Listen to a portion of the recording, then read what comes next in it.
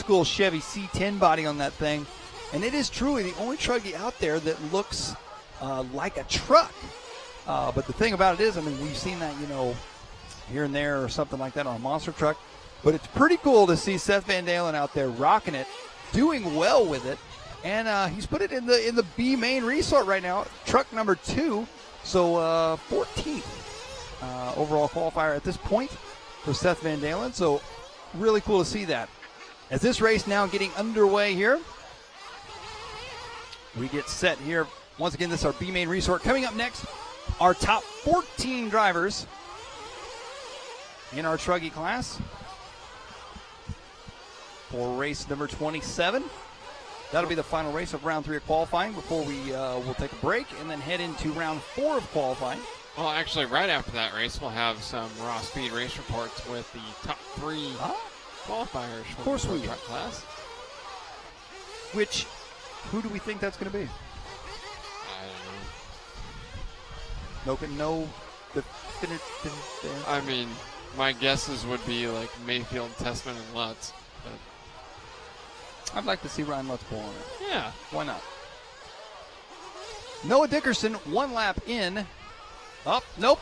Let him get one more lap in. We'll see how this shakes down. There's Noah right there, our cam crew on top of it. Here comes Dickerson through the whoop section.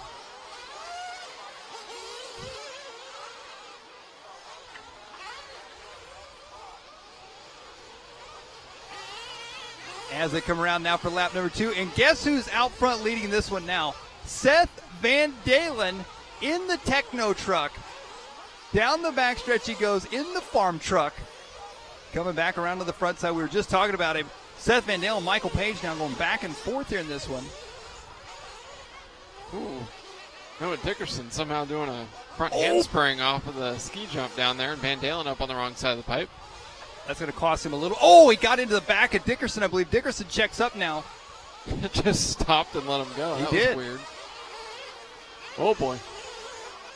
VanDalen jumping from the near side of the lane to the far side. Man, that truck body on that thing, that takes me back. So cool. It reminds me of the arena truck days, like when guys were like racing the Revos and like when the Savage, remember the Savage, or not Savage, what was the original HPI truck? The Lightning. Oh, yeah. Remember the Lightning? Or when the Mugen conversion came out for the Indy X5 or whatever that was? Yep.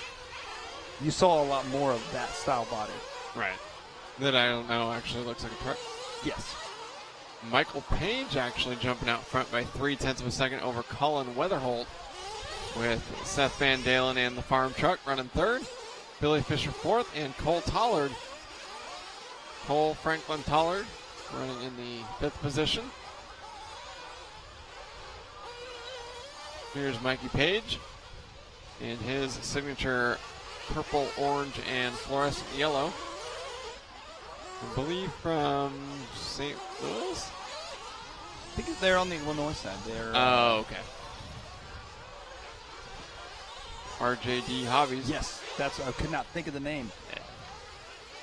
RJD. Team associated driver working through the infield section here. He was to the wave. He was one yesterday we saw. He was in a lower heat, and if you recall, he set a TQ time early on.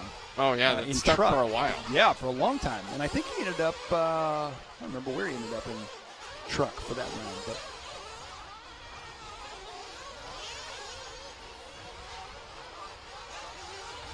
just hearing from our producer, he believes that it may have been RJD Hobbies that recently shut down their outdoor track due to a lack of entries, which would be a bummer for someone like Mikey, who would certainly benefit from the track time before major races like this. I think we've kind of seen that across the Midwest right now. The outdoor scene, the 8-scale scene, kind of up and down.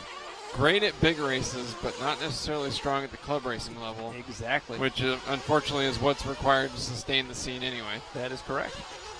Paige with less than 0.6 of a second over VanDalen. He's got less than 0.9 of a second back to Weatherholt, and another less than 0.9 of a second back to Tollard. So the top 4 separated by less than 2.3 with less than 20 seconds remaining. Paige tiptoed around the wave there and to the right side of the track. And to the front now going triple. Oh! Into the pipe. Hard Got that hit. way wrong. Luckily landed on his tires. But that's going to allow Seth VanDalen, who took over the lead regardless, with a 0.3 of a second advantage here. VanDalen just behind Paige, a couple cars behind Paige on the track.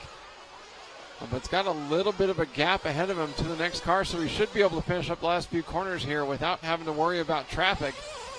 And that could be the difference maker. Regardless, the top 5 drivers here in this one going faster than Alex Koskiuszek's existing time.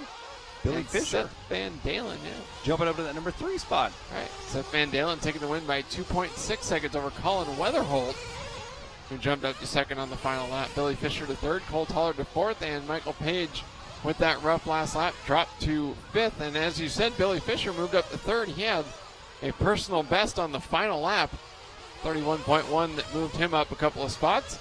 So with VanDalen, Weatherholt, Fischer, Tollard, and Paige top 5 here in heat 11 of 12 for the Truggy class, wrapping up round number 3 of qualifying here at the 2017 Roar Fuel Off-Road National Championships. Brought to you by Team Associated Lead Finger Racing.